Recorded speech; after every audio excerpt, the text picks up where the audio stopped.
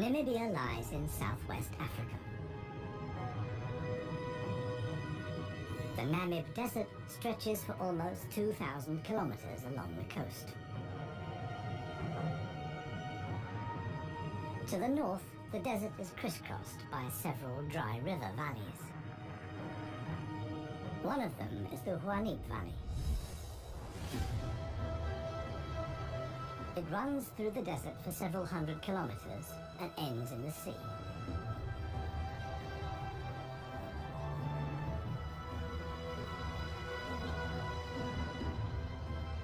Water flows here once, at most twice a year. Only deep-rooted plants like anna trees can survive here. Only here, within the valley, can mammals exist in the long term. It is the home of the desert elephants.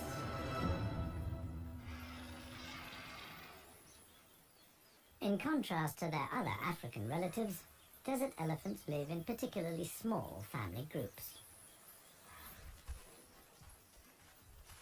They are so rare and their way of life is so special that they're under the constant supervision of scientists who have also given the elephants names.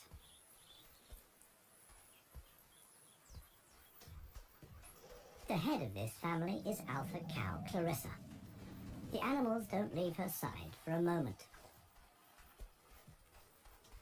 Only Clarissa knows how to survive in this extreme environment.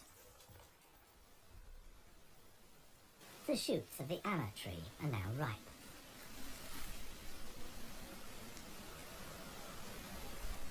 The pods contain protein-rich seeds.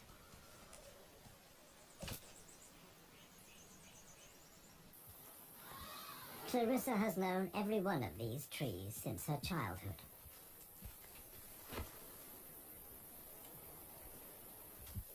Even the youngest, Maya, tries the shoots. Here, however, experienced trunk tip control is required. It's easier for her to get the protein she needs from her mother's milk. Desert elephants only have half the number of calves as other elephants. The male animals stay with their mother's family until they reach sexual maturity. With mock fights, they prepare for life without the protection of the females. Adult bull elephants are loners or travel in small groups. Jappy is the most skillful of them.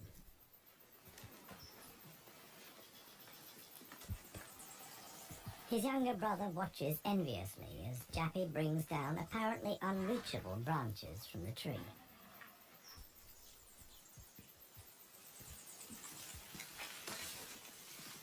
In the valley, Jappy is well known for such tricks. He learned them from his father. Friendship among bull elephants has its limits. Jappy is certainly not willing to share his branch with his younger brother.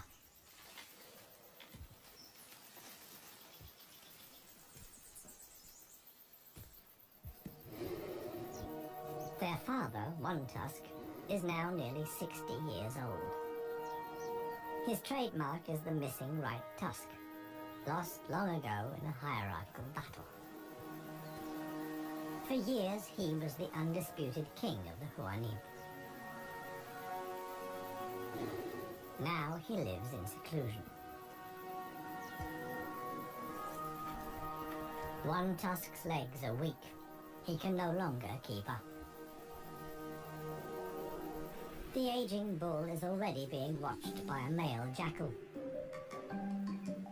which lives in the Huanib Valley with its partner. Jackals mostly hunt smaller animals, but they wouldn't turn their noses up at a dead elephant.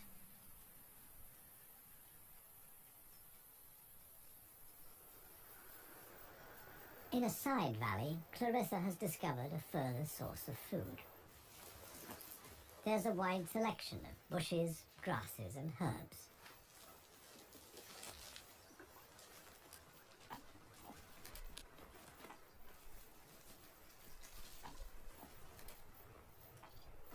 The elephant's climbing skills far surpass those of their savanna-dwelling relatives.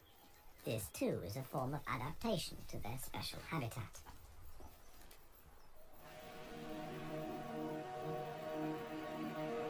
Old One Tusk has at last reached one of the anna trees in the Huanib Valley. But Clarissa and co haven't left very much for him to eat. He desperately searches for something edible in the remnants. In vain.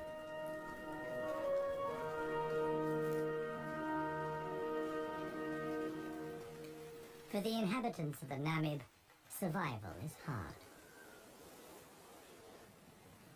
They're used to going for long periods without water.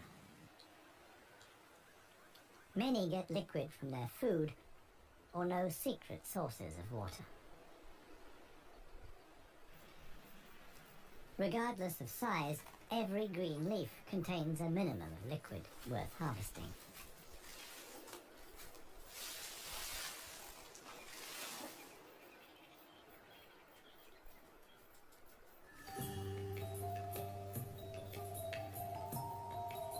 Outside the dry river valleys, there is scarcely any vegetation. Here, only extreme specialists survive. The Namib desert beetle is no bigger than a fingernail.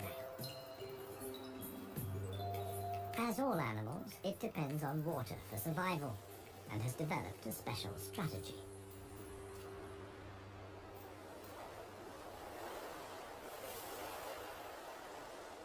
Even the tiniest traces of dampness in the air condense on its carapace. In time, a drop forms, which then flows directly into the beetle's mouth. This way of life limits the distribution of desert beetles to those parts of the desert that see fog. But where does the fog come from? The Namib is one of the few deserts in the world that stretch to the sea. The cold Benguela current from the Antarctic cools the seawater to a temperature of 12 degrees Celsius. When the water reaches land, it evaporates in the warm desert air. Around 200 days a year, the desert is wreathed in mist, which sometimes extends hundreds of kilometers inland into the dry river valleys.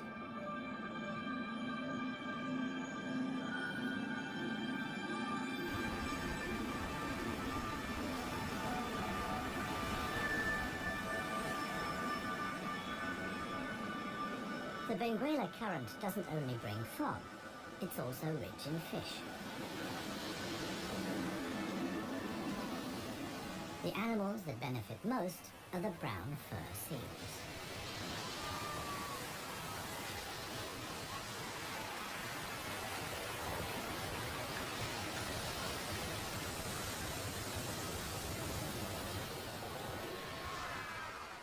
Their colonies are often home to 100,000 animals.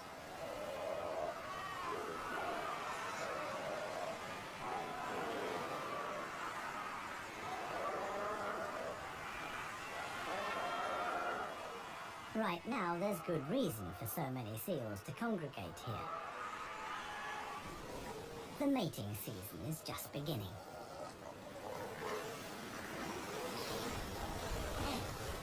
Everywhere, bulls are fighting for the right to mate.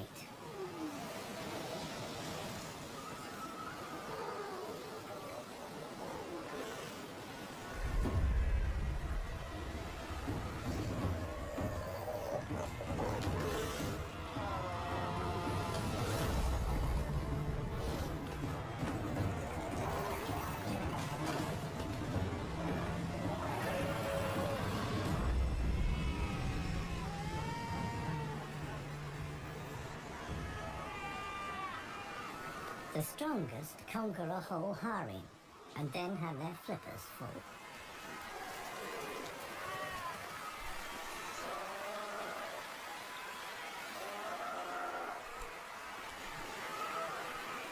After mating, the males disappear into the sea, They're not involved in bringing up the young.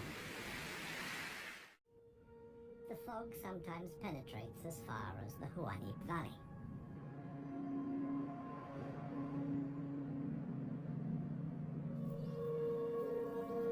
Now, even the biggest animals benefit from the moisture contained in the fog.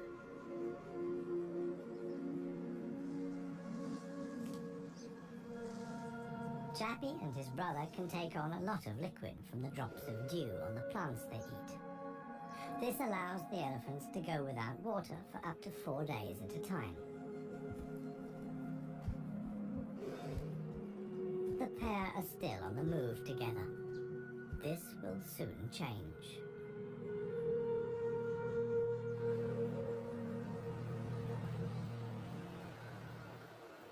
As the fog lifts, the sun illuminates a very special event.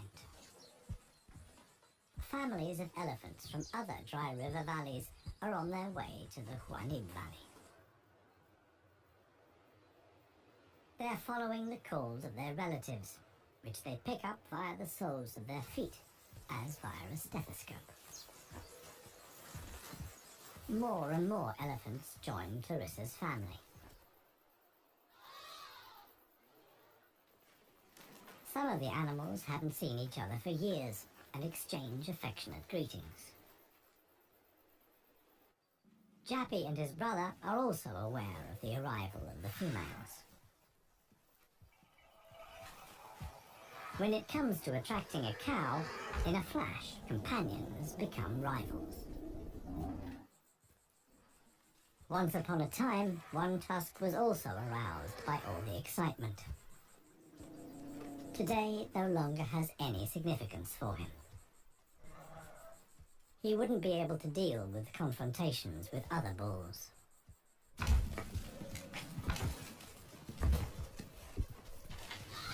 His sons and grandsons, on the other hand, are very excited. For them, it's important to make the most of the female's willingness to mate and prevent others from taking advantage. In the end, however, Jappy only manages to achieve his goal by means of a trick. He abducts the alpha cow, Clarissa.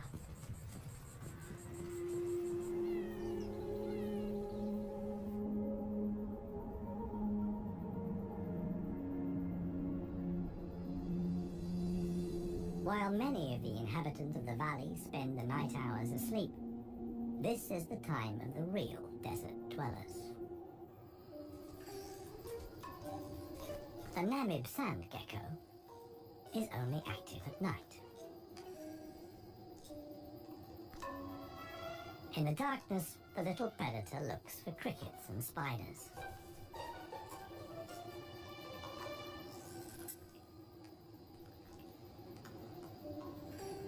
Like a frog's, its toes are webbed. This enables the lizard to seemingly fly across the dunes without sinking into the sand.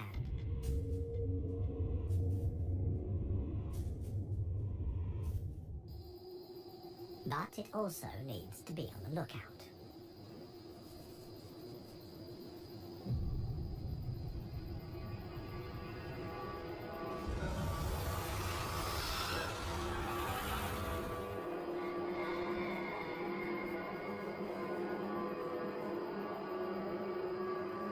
A sidewinding adder. Similar to desert elephants, beetles and geckos, the snake has a hard life in the Namib.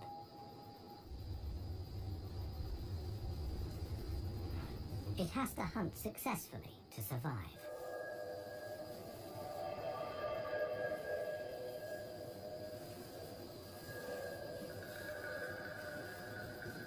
Once it finds a good spot for an ambush, it goes to ground.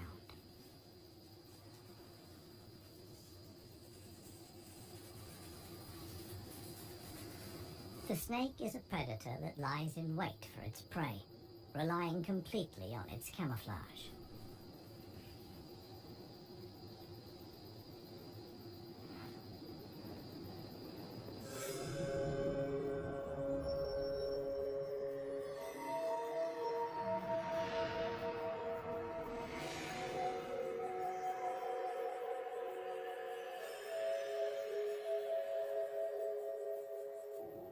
For the sensitive gecko, it's time to go. In the sun, it would quickly dehydrate. Here, too, webbed feet come in handy.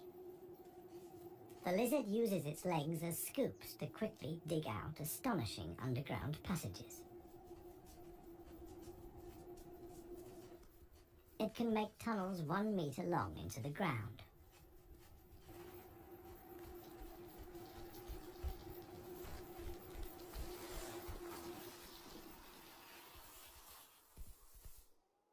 Here, it's safe. Up at ground level, another gecko isn't in quite such a hurry. With good reason. The fog is coming.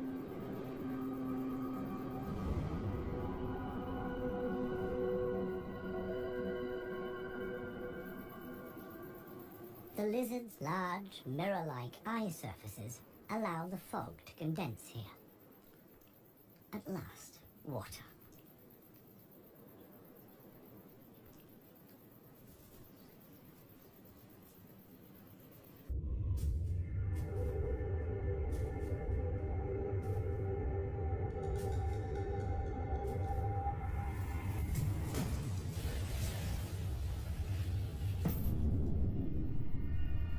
The waiting paid off. This morning, the sidewinding adder can have breakfast and get some liquid into the bargain.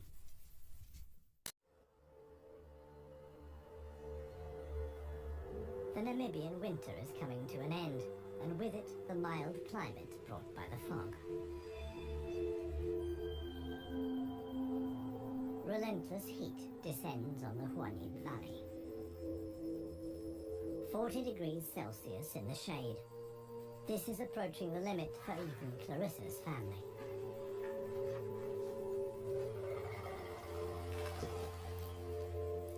Elephants don't sweat, and so protect themselves against overheating by fanning their ears.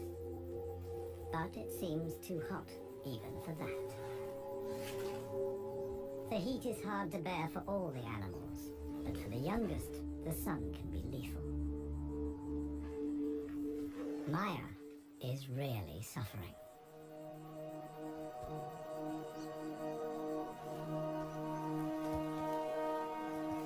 One tusk mobilizes all his efforts for one last attempt at an anna tree. But he no longer has the strength.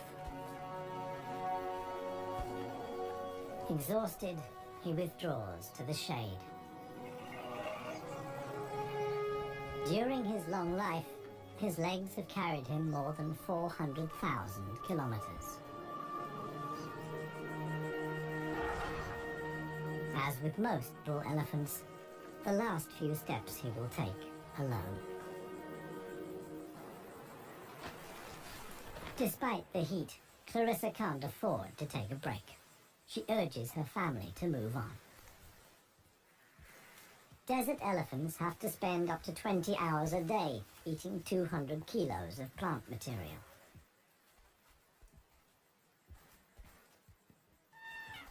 As tiring as that may be, Clarissa's family have no choice. One young bull is already so exhausted that he sleeps through the signal to move off. He only wakes up when the other elephants are already out of sight.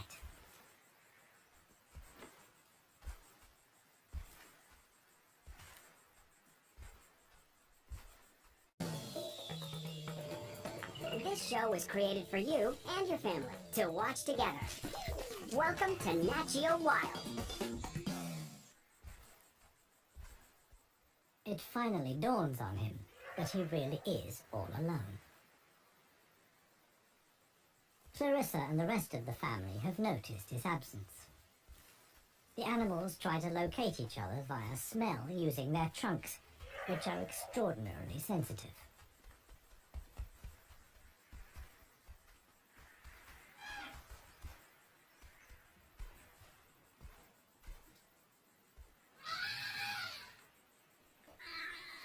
In the end, it's Maya who gives the decisive call. Now the straggler knows which way to go.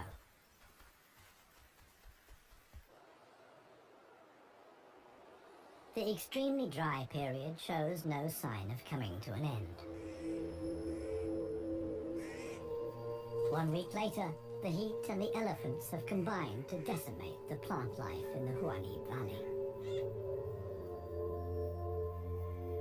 Vultures take up positions on the trees on the edge of the valley. Their time will come when the other animals can find nothing more to eat.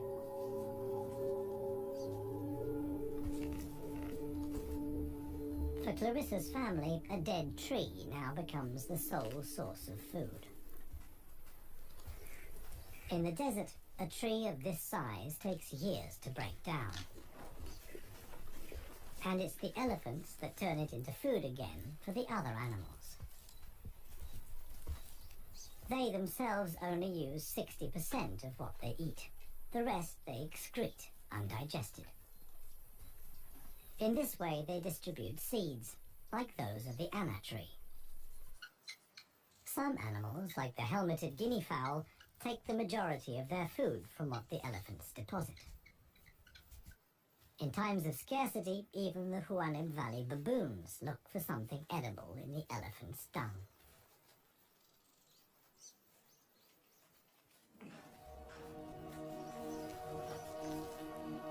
Old One Tusk has one more go at the wood.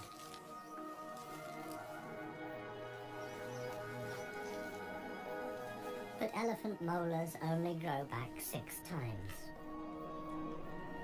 One Tusk's teeth are worn out, and his attempt to eat wood the way he used to is doomed to failure. In other parts of Africa, older elephants seek out swamps where they can live for a while longer on softer leaves. Here, there is no such possibility.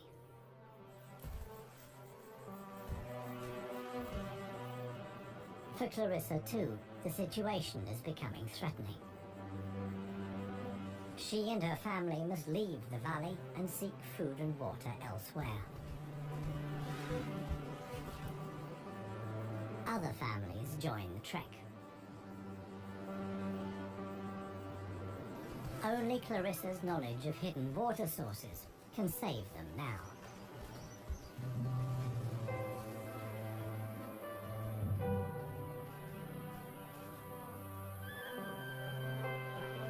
Scarcely any animals are left in the valley. Even the jackals are leaving. In their search for food, they will move along the Huanib Valley until they reach the coast. Only One Tusk is too old and too tired for the trek. The one thing that could save him now is rain that would let soft grass grow. With this slim hope, he remains behind.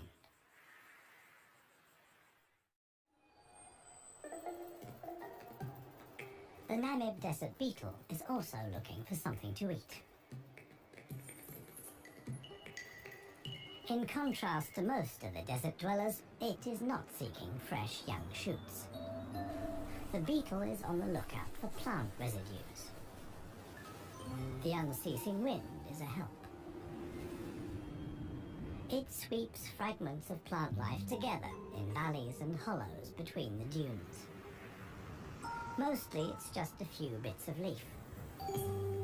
But sometimes it collects and becomes something like a herbal rubbish dump. Although the plants are completely dried out, they still contain important nutrients.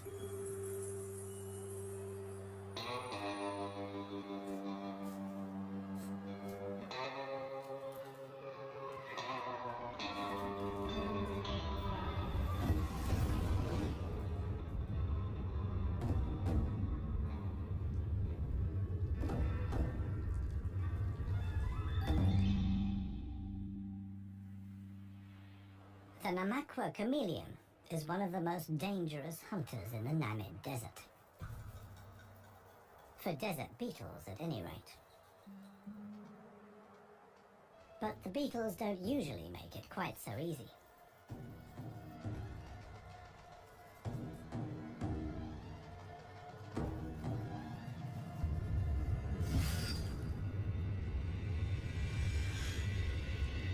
The beetles aren't only full of protein, but also provide essential liquids for the lizard.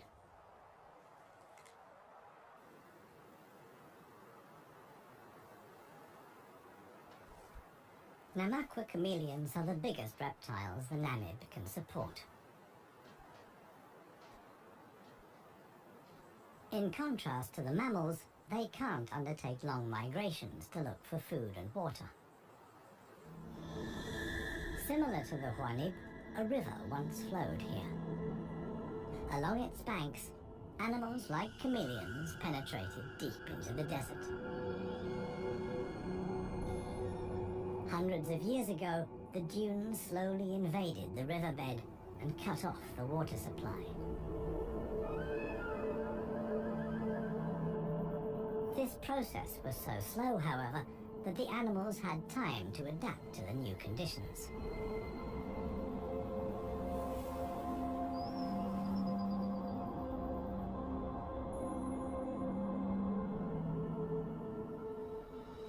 The mammals didn't need such a long period of adaptation.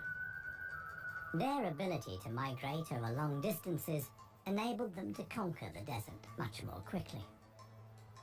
The pair of jackals will soon reach the coast.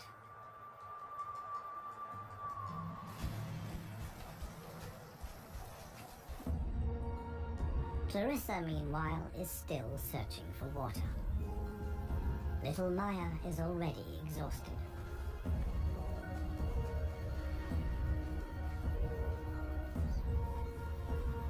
The group has to keep stopping. The animals are reaching the limits of their strength. Clarissa can produce less and less milk for her daughter. Suddenly, a commotion, as Maya sinks to her knees. But Clarissa urges her offspring onwards. It is their only chance.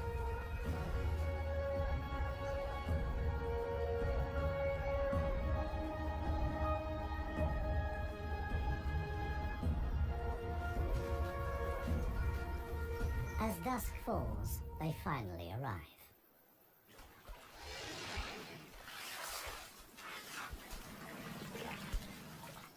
Thanks to Clarissa's knowledge, there's something to drink at last. Adult elephants can get by on 100 liters of water a day.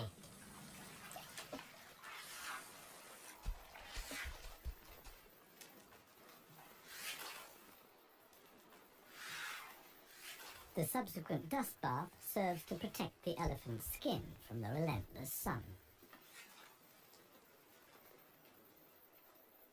The trek to the next source of food is long. The following morning, Clarissa will move on.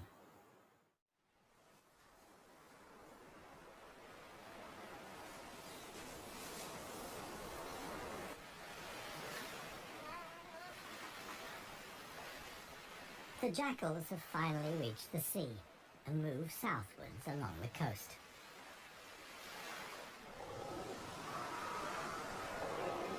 The new generation of brown fur seals is just arriving. Many of the mother animals are heavily pregnant. This young mother hasn't long to go.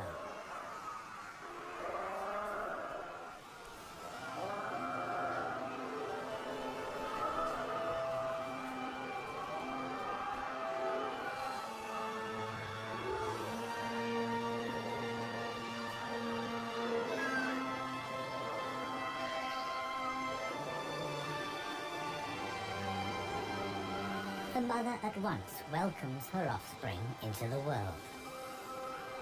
Each voice and scent is as unique as a fingerprint. The ritual creates an unbreakable bond between mother and pup.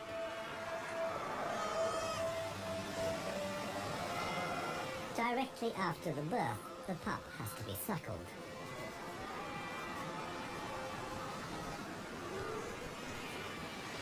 The newborn is a little clumsy.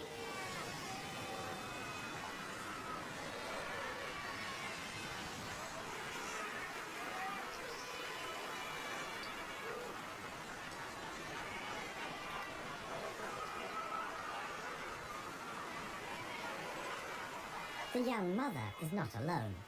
Tens of thousands of other females have also given birth. Space is at a premium in the colony, a risky situation for the babies.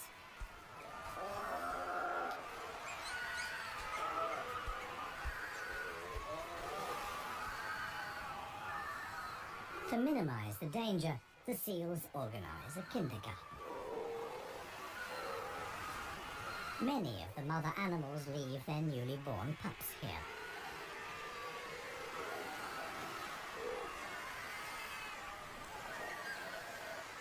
The nursery not only offers the young pups protection, but also makes it easier to find them later.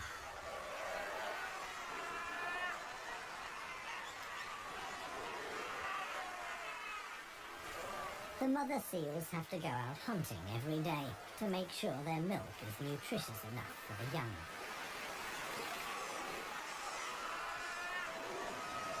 But when choosing the location of the kindergarten, they forgot about the tide.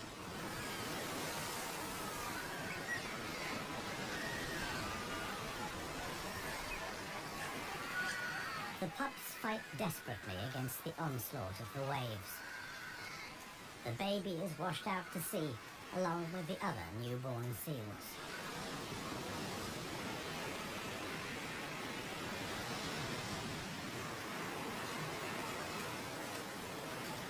Seal pups can swim, but they don't have the protective layer of fat of adult animals.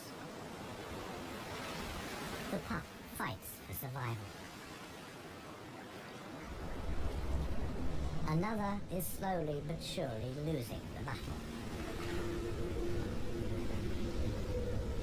Within a few minutes, the pups are so exhausted that they can no longer keep their heads above water and drown.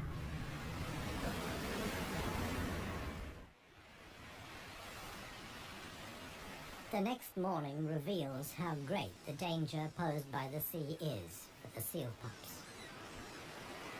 The shore is full of little corpses, washed up by the tide.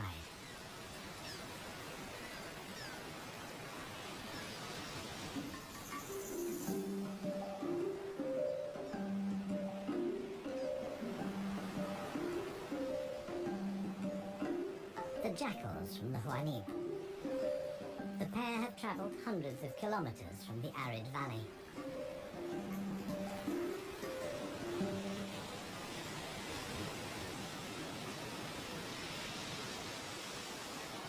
The seal colony is now their only chance of food. Jackals aren't choosy. For them, eating carrion is nothing unusual.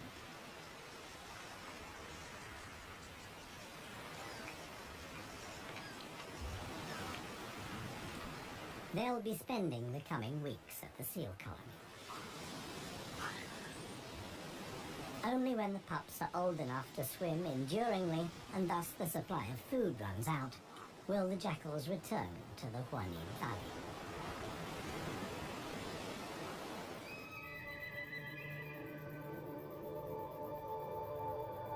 It's not only the jackals that undertake such long treks.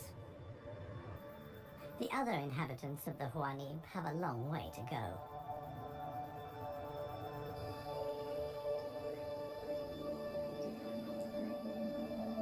An oasis hidden deep in the desert. Oasis.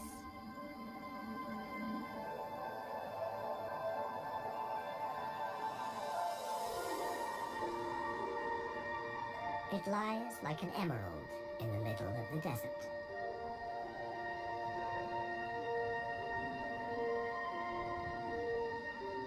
A thin band of loose vegetation lines the watering hole.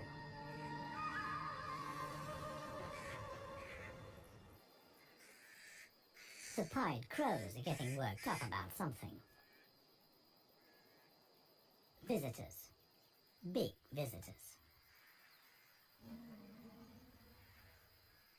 the legendary desert lions.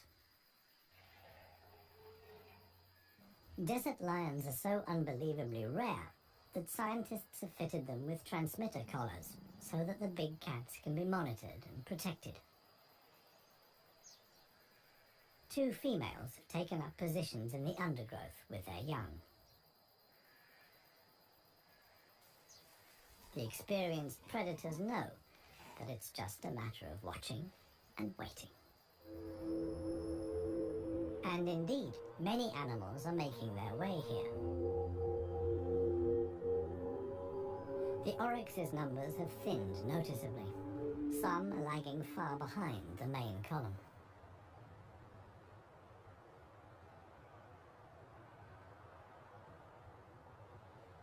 After more than 10 days' trek, the first animals finally reach the source.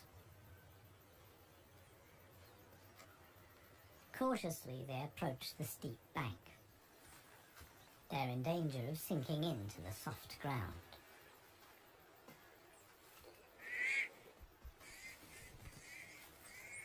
The pied crows sound the alarm again.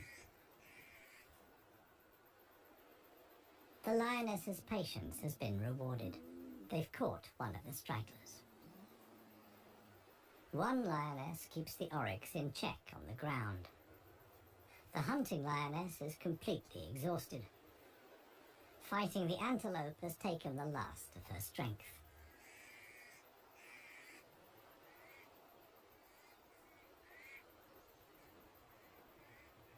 She drags herself back to the bushes to get her cubs.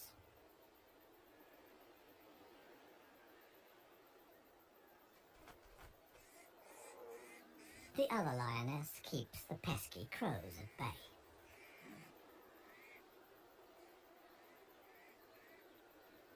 Luckily for the huntress, the cubs quickly grasp the situation.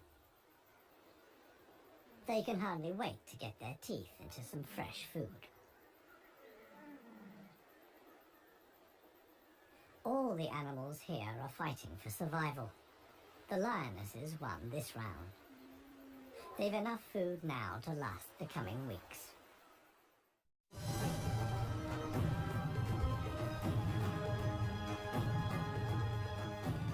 Clarissa and her family have finally reached the neighboring Dry River Valley.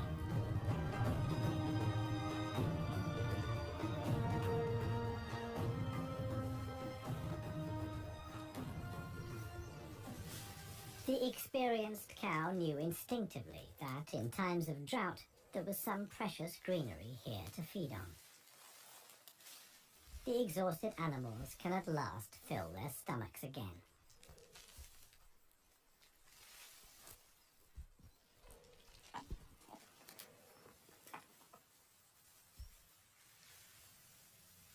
And this is how a happy, full-up baby elephant looks.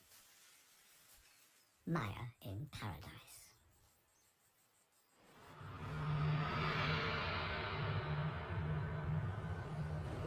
A strong wind blows in from the coast, and sandstorms form in the hinterland.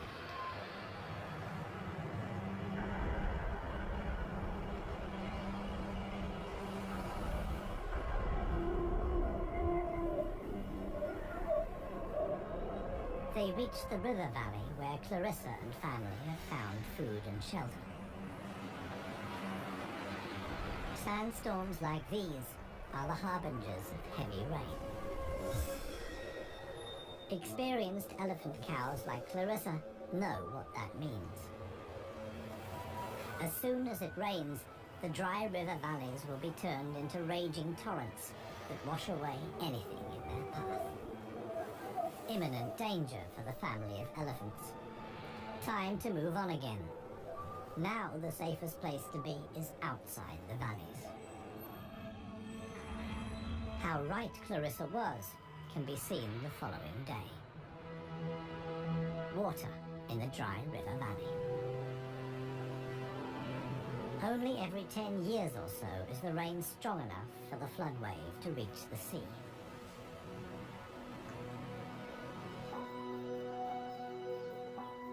Just a few days later, the first green shoots begin the transformation of the dry river valleys.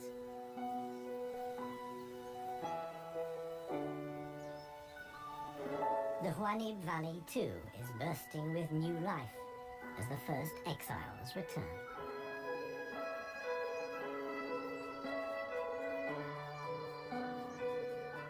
For one animal, however, the rain came too late. Old One Tusk succumbed to hunger before the first drops fell. The jackals find his body on the edge of the valley.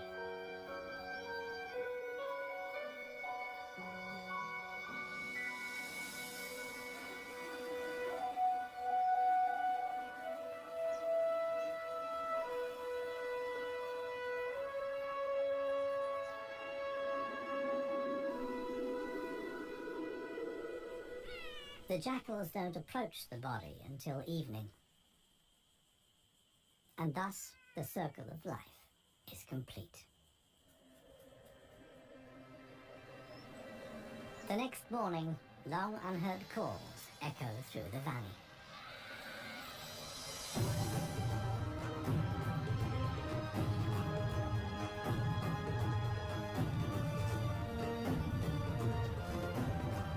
Clarissa is back. Her family survived the floods unscathed. Maya, too, is thriving. At last, the newly greened Huanib Valley comes into view.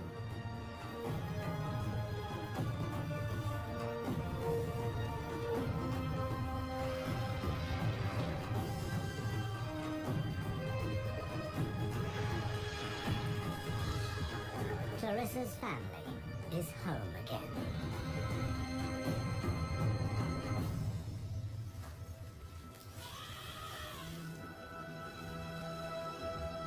Jappy will pass on the genes of his father, One Tusk, and with them, his strength and intelligence. Clarissa is pregnant with his baby. The alpha cow will induct each new generation into the secrets of the desert elephants.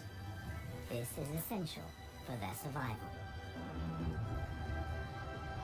The Huanib River Valley is probably the last real wilderness in Namibia, one in which only the cleverest, most intelligent of the animal world can survive. A life of extremes in the home of the desert elephant.